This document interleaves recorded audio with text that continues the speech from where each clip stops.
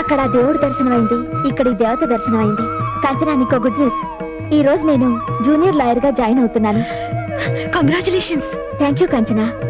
నేను నిన్ను ఒకటి అడగాలనుకుంటున్నాను. అడుగు. మా పెళ్లి కొప్పుకున్న నువ్వు నాకు దేవతతో సమానం. అందుకే నీ చేతుల మీదుగా నా పెళ్లికి తాళిబొట్టు చేయించివ్వాలి. చేయిస్తావా?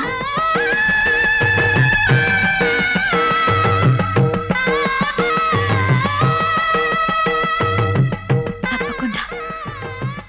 అర్ధభాగం ఇవ్వడానికే సిద్ధమైన దాన్ని నీ కోరిక తీర్చలేన మధు.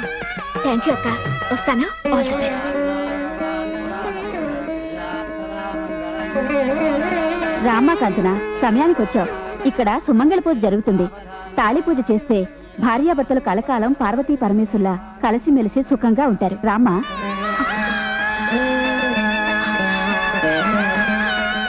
తాళి బొట్టుకి భారీగా బ్రతికే అదృష్టానికి దూరం కాబోతున్నా దాన్ని.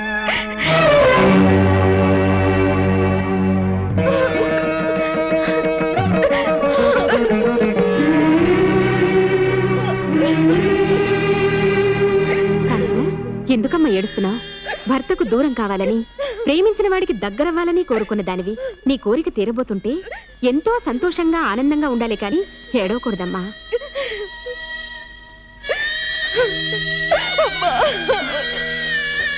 ఏంటమ్మా, ఎందుకు ఏడుస్తున్నావు?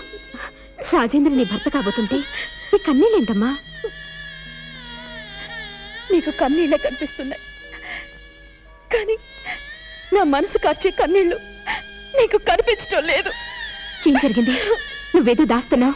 నీ తాళి మీద ప్రమాణం చేసి చెప్పు. చెప్తానబ్బా.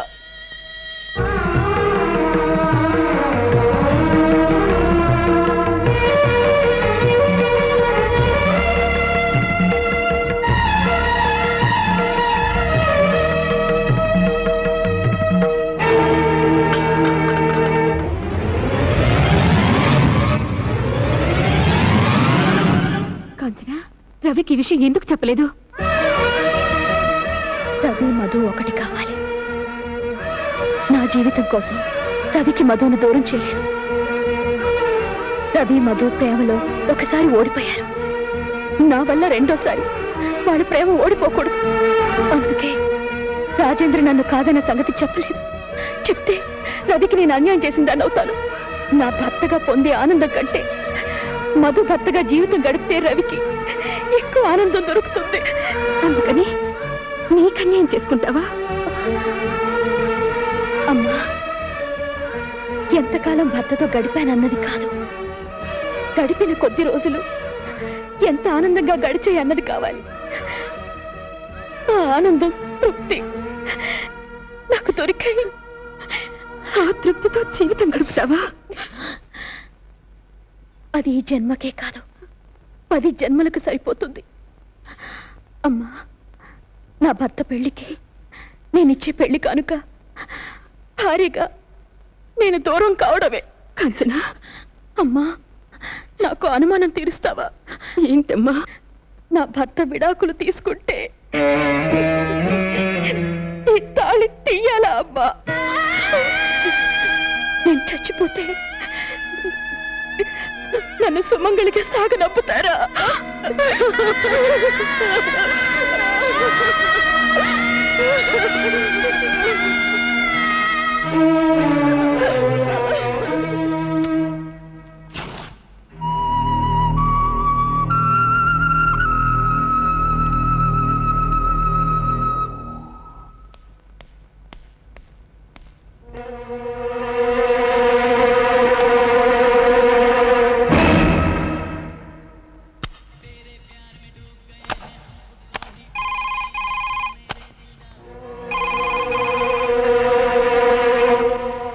హలో, రేపు పొద్దున్న ఎక్స్ప్లెయిన్ చేస్తానని చెప్పాను కదండి.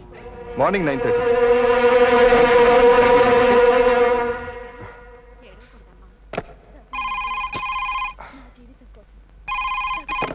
హలో, ఒక్క నిమిషం అండి. కాంచనా, మీ అమ్మగారు ఫోన్. కుక్కర్ ఆఫ్ చేసి వస్తాను.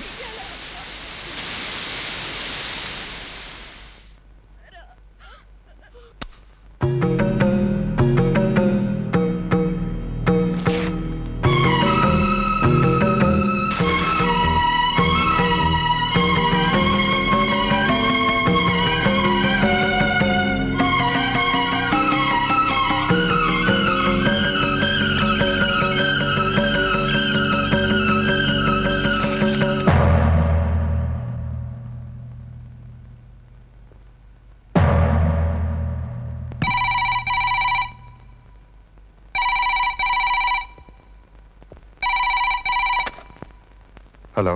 మీరు కోరుకున్న రోజు వచ్చేసింది. ఇవాళే మీకు విడాకులను శాంక్షన్ చేస్తారు. 10 కాంచెని తీసుకుని కోర్టుకు వచ్చేసి. ఏమండి,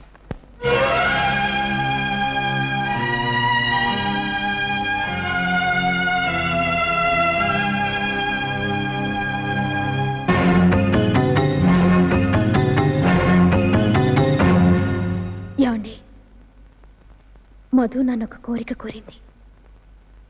మీరు తనకి కట్టబోయే తాళి నన్ను చేయించమని అడిగింది.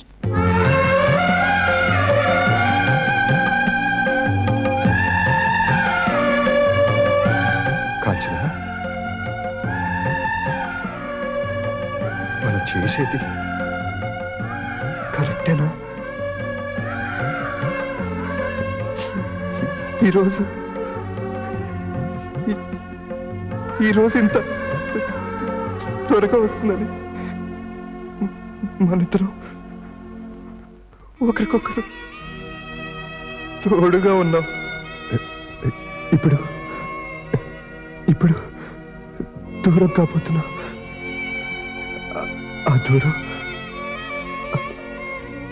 ఆ దూరం మన మధ్య ఎంత కాదు.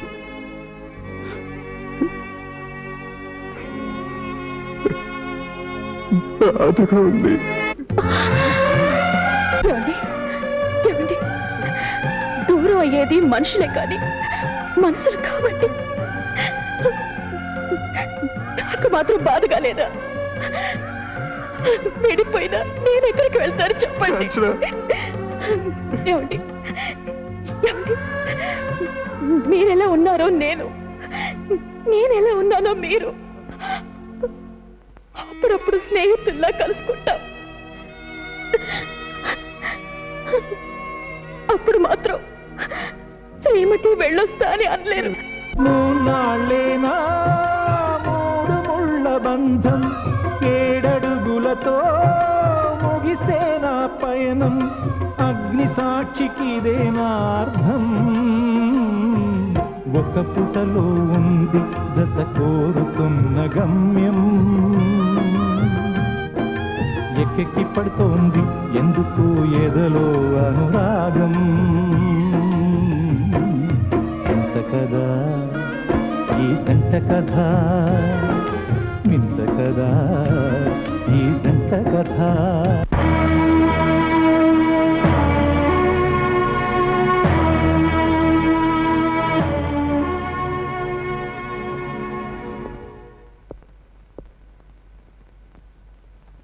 యువర్ ఆనర్, ఈ దంపతుల కేసుని నా జూనియర్ వాదించడానికి అనుమతి ఇవ్వాల్సిందిగా కోర్టు వారిని కోరుతున్నాను.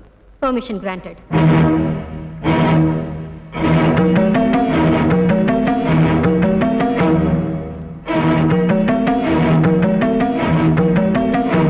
Your honour, Ravi Kanchana 1997 August 10న సాంప్రదాయ పద్ధతిలో వివాహం చేసుకున్నారు.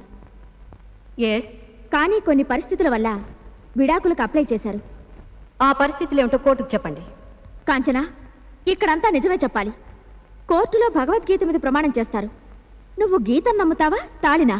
దేని మీద ప్రమాణం చేస్తావు? తాళి మీద. మరది కట్టినవాడు అక్కర్లేదని కోర్టుకొచ్చావు అంటే నీకు తాళి మీద గౌరవం, భర్త మీద అసహ్యం, అవునా? సమాధానం చెప్పు. ఎలాగో విడిపోవాలనుకున్నప్పుడు నిజం చెప్పడానికి భయం ఎందుకు? ఆ భయమే ఆడదానికి పట్టిన దరిద్రం. భర్త ఆమె నిజం చెప్పొద్దని భయపెట్టాడు. లేదు, ఆయన అలాంటి వారు కాదు. మరెలాంటి వారు?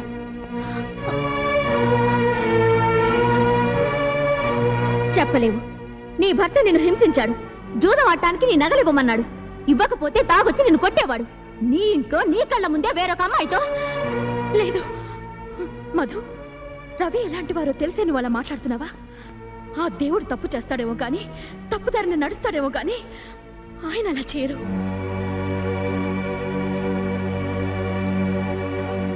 అంత మంచివాడిని వదులుకోవడానికి కోర్టుకు ఎందుకు వచ్చావు?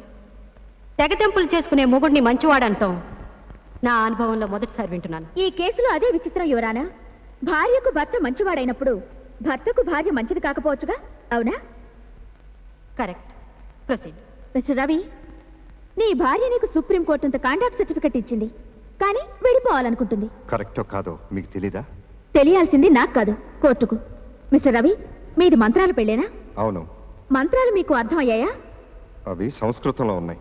మధు, ఏం నువ్వు చేస్తున్నది? మిస్టర్ రవి, ఇది కోర్టు. అంటే మంత్రాల అర్థం మీరు తెలుసుకోలేదు, అవునా? పెళ్లి చేసుకునే వాళ్ళందరూ మంత్రాలకు అర్థం తెలుసుకుని తాళి కట్టరు. మంత్రాలు ఎలా అర్థం కాలేదో మీకు మీ భార్య అర్థం కాలేదు, అవునా? మంత్రాలు అర్థం కానంత మాత్రాన మనసు అర్థం కాదా? కాంచన్ నేను బాగా అర్థం చేసుకున్నాను, ప్రేమగా చూసుకున్నాను కూడా. ఏది, బలిచ్చే ముందు పశువును చూసినట్టా? కాదు, పూజ చేసే ముందు దేవతను చూసినట్టు. తను కూడా ఈ ప్రపంచంలో ఎవరికీ పంచినంత ప్రేమను నాకు పంచింది, ఎవరికి మిగిలినంత అభిమానాన్ని నాకు ఇచ్చింది.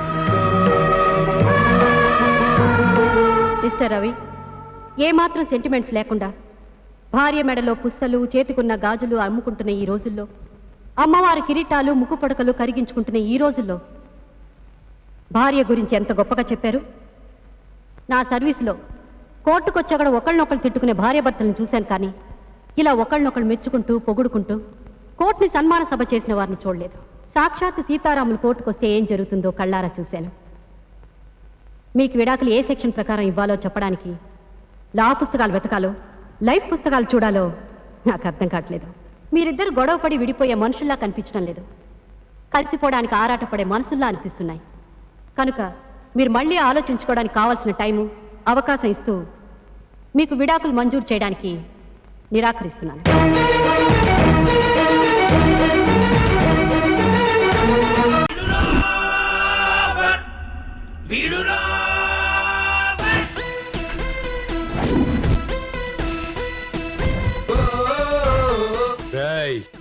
నేను పుట్టిందే నొక్కేయడానికి, మధ్యలో ఆపితే తొక్కేస్తా.